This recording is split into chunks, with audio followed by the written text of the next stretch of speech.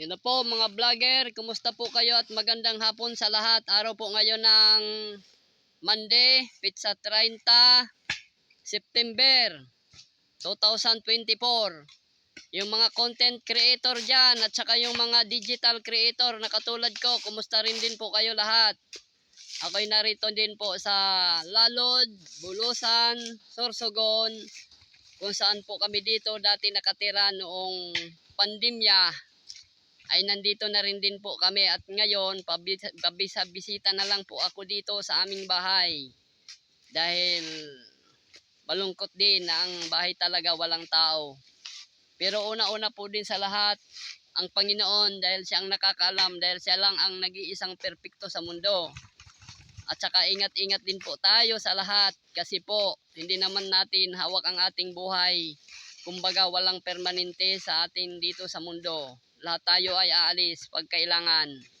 Pero kaya dapat talaga ay mag-ingat sa pang-araw-araw na buhay. At siyempre, hindi natin dapat kalimutan ang Panginoon. Siya ang number 1 sa lahat. At saka po, inuulit ko rin din po yung mga magbe-birthday dyan. Happy birthday po sa lahat. At saka po yung mga magbe-birthday rin, antay-antay din tayo, darating din po tayo dyan. Magbe-birthday ulit tayo sa mga darating na panahon at sa mga susunod pa. Sana po ay maging maaliwalas din palagi ang ating isipan at ganap na tayo ay maging masaya. Kahit sabihin pa medyo malungkot, masaya na rin. Kaya ako'y nagpapasalamat sa araw na rin din ito kasi maliwalas din dito po sa amin sa Bicol. Yung natututukan ko rin din po yung bahay na aking kinakamera ay yung dati kong bahay na hanggang sa ngayon ay bahay pa rin din naman. Kaya din ay paulit-ulit din naman kami nagbibisita dito dahil malungkot talaga ang bahay kung walang tao. Kaya ako'y nagpapasalamat una-una sa Panginoon dahil siya lang ang nakakaalam.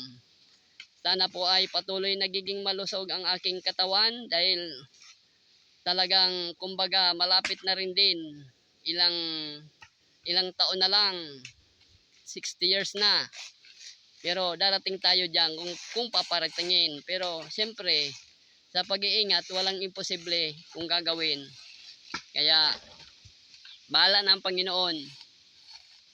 At saka po, inuulit ko rin din po, magandang hapon po sa lahat. Yung natututukan ko rin yung bahay ko, pasensya na kayo. Hindi yung bahay ng kwago, kung hindi bahay rin din ng tao.